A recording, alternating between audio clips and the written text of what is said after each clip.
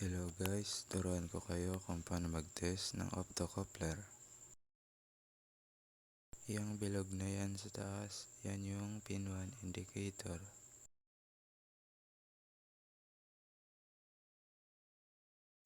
Ang pin 1 ay anode. Ang pin 2 naman ay cathode. Pin 3 ay emitter. Pin 4 ay collector.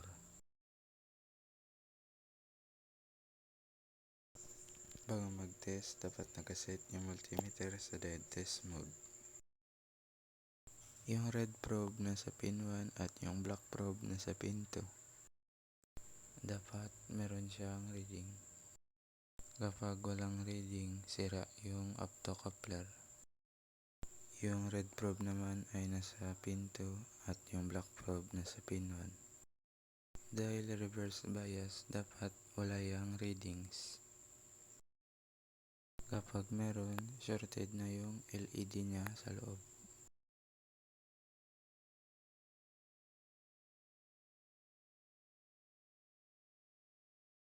Ayan, meron siyang reading.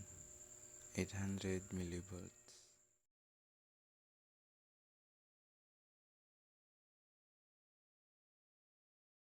Nakabaliktad naman.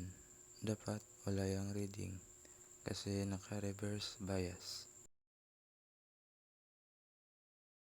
Test naman natin yung pin 3 at pin 4.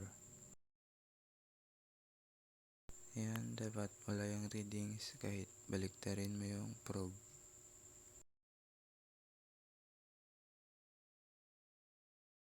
Gagana lang yan kapag may input LED o umilaw yung LED sa loob ng optocoupler.